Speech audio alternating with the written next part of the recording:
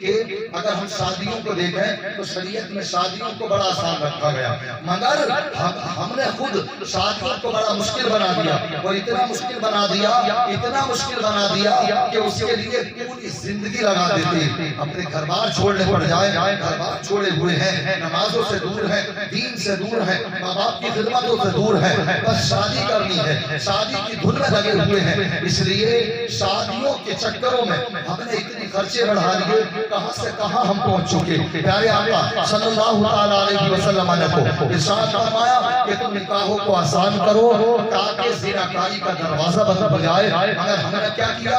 ہم نے نکاحوں کو مشکل بنا دیا، نکاح کہانی تو کیا ہو گئی؟ مشکل ہو گئی، اور زناکاری کے دروازے آسان ہو گئے۔ اس لیے پیارے آقا صلی اللہ علیہ وسلم کی سیرت اگر ہم اپنے سامنے رکھیں تو ہمارے سامنے کوئی مشقت نہیں آئے، مگر پھر بھی جو ہماری خود کی بنائی ہوئی مشقتیں ہیں، وہ مشقتیں کیسی ہیں کہ ہم خود ہی مشقتوں میں الجھتے ہیں۔ کاروبار زیادہ سے زیادہ جتنی ہے نہیں، اس سے کہیں زیادہ کاروبار کرنا شروع کر دیتے ہیں، پھر پریشانیوں میں گرتے جاتے ہیں۔ اگر پریشانی آتی ہے تو پھر بھی یہ سمجھ میں نہیں آتی کہ کم سے کم آقا کے ماننے والے ہیں، ہم تو جلوس محمدی نکالنے والے ہیں، ہم تو پیارے آقا سے محبت رکھنے والے ہیں، ہم تو آقا کے دیوانے ہیں، اور جو آقا کے دیوانے ہوتے ہیں تو وہ آقا کی اداؤں کو اپنایا کرتے ہیں۔ پیارے آقا سے اگر پوچھیں یا رسول اللہ کیا آپ کے اوپر بھی کوئی پریشانی آئی، تو آقا فرماتے ہیں ہاں، جب میرے اوپر کوئی مصیبت آتی ہے تو میں مسجدوں کا رخ کر لیتا ہوں۔ سبحان اللہ، کہاں کا رخ کرتے ہیں؟ مسجدوں کا رخ کر لیتے ہیں آقا۔ اور آج ہماری قوم کے حالات کیا ہو چکے جب ہمارے اوپر پریشانی آتی ہے تو مسجدوں کے رخ نہیں کرے جاتے، بلکہ رخ کہاں کے کیے جاتے ہیں؟ جو تعویذ گنڈے کرنے والے کیا ہے، کچھ اس طریقے کے کیا ہے، دکاندار، میں دکاندار کا لفظ بول رہا ہوں، سمجھ لیں، گھسپیٹ کے ایسے لوگ، دکاندار، عیار، بکار، ان کے پاس جا کر کے بیٹھتے ہیں۔ اگر مصیبت آقا کے اوپر آئی، آقا نے کیا کیا؟ آقا فرماتے ہیں میں نے مسجدوں کا رخ کیا۔ آقا فرماتے ہیں میرے اوپر بھی پریشانی آتی ہے، ہمیں کیا چاہیے تھا؟ ہمارے اوپر بھی پریشانی آئی تو ہمیں تو مسجدوں کا رخ کرنا چاہیے تھا، مگر ہم کہاں کرتے ہیں؟ باباؤں کے پاس، اور وہ بابا بھی ڈپلیکیٹ بابا اتنے مارکیٹ میں اتر آئے ہیں، اور ایسے اتر آئے ہیں کہ جب نماز کا وقت آتا ہے تو نماز کے تو قریب نہیں جاتے، بلکہ کچھ تو مکار ایسے نہیں ہیں جو اب سب نمازوں کا انکار کرتے ہیں، اور جو نماز کا انکار کر دیں وہ تو ایمان سے خارج ہو جائے گا۔ کیا ہو جائے گا؟ وہ ایمان سے خارج۔ غوث اعظم رضی اللہ تعالیٰ عنہ سے بڑے کوئی ولی تھوڑی ہو سکتا ہے، سمجھ رہے ہیں آپ؟ اگر ایک جب مجاہد اور ریاضتیں کر رہے تھے تو ایک مرتبہ ایسے بھی بیابان جنگل میں پہنچے کہ وہاں پر آپ کا یہ امتحان تھا کہ شیطان آ گیا، اور شیطان نے کچھ بارش کی، اور اس کے بعد وہ وہاں سے اعلان کرتا ہے عبدالقادر کہ ہم تم سے اب خوش ہو گئے اور تم نے بڑی عبادتیں کر لی، تمہیں اب عبادتیں کرنے کی ضرورت نہیں ہے۔ جب اتنا جملہ سنا تو شیخ عبدالقادر جیلانی بیان فرماتے ہیں میں نے اسی وقت میں پڑھا لا حول ولا قوت الا باللہ العلی العظیم۔ اس بات کو آپ نے بیان فرمایا، یہ سننا تھا کہ شیطان اسی وقت میں بھاگنا شروع کر دیتا ہے، وہ بھاگتا جاتا ہے اور کہتا جاتا ہے کہ عبدالقادر تمہیں تمہارے ایمان نے بچا لیا، تمہارے علم نے بچا لیا۔ تو شیخ عبدالقادر جیلانی بیان فرماتے ہیں مردود جاتے جاتے بھی میرے ایمان کو چھیننا چاہتا ہے، مجھے میرے علم نے نہیں، اور علم تیرے پاس میں نہیں ہے، علم تو تیرے پاس میں بھی ہے، مجھے میرے علم نے نہیں بلکہ میرے پاک پروردگار عالم نے بچا لیا، مجھے میرے پاک پروردگار عالم نے بچا لیا۔ جب یہ بات آپ نے اپنے مریدین کے درمیان بیان فرمائی تو آپ سے مریدین نے پوچھا حضور آپ نے یہ کیسے سمجھ لیا کہ وہ شیطان ہے؟ شیطان وہ رحمان نہیں ہے۔ تو شیخ عبدالقادر جیلانی بیان فرماتے ہیں کہ اس لیے کہ یہ نماز کا تحفہ اللہ نے جس محبوب کو عطا فرمایا، جب یہ نماز اس محبوب کے اوپر معاف نہیں ہوئی تو کسی امت کے اوپر کیسے معاف ہو سکتی ہے؟ کسی امتی کے اوپر کیسے معاف ہو سکتی ہے؟ اس لیے اگر کوئی ڈھونگی بابا یہ کہے کہ ہمیں نمازوں کی ضرورت نہیں، یا جیسے کہ مولانا لوگ پڑھ رہے ہیں ہمیں ایسی نماز نہیں پڑھتے، تو وہ شیطان تو ہو سکتا ہے لیکن کوئی مسلمان نہیں ہو سکتا، مگر ہماری قوم ہے کہ ہماری قوم آج جب نمازوں سے دور ہوئی، دین سے دور ہوئی، تو بھٹیوں کے ہاتھ لگ گئی اور ان بھٹیوں نے ٹھگنا شروع کر دیا۔ کہیں 1100 روپے لیتے ہیں، کہیں 5100 روپے آپ کی جیبوں سے نکلواتے ہیں، کہیں 11,000 روپے آپ کی جیبوں سے نکلواتے ہیں۔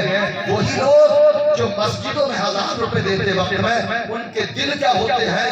دکھی ہوتے ہیں، جیبوں میں ہاتھ تک نہیں جاتے، مگر ان بھٹیوں کو 11,000 روپے، 5,000 روپے، 1100 روپے دے کر کے آتے ہیں۔ یہ قوم کیوں لٹ رہی ہے؟ قوم اسی لیے لٹ رہی ہے، اس لیے کہ ہماری قوم آقا کے بتائے ہوئے راستے سے دور ہوتی چلی جا رہی ہے۔ اور ہماری ماں بہنیں بھی یہاں پر بیٹھی ہوئی ہیں، میری بات کو اگر سمجھ نہیں ہے یہ تو میری بات گاٹھ باندھ لیں۔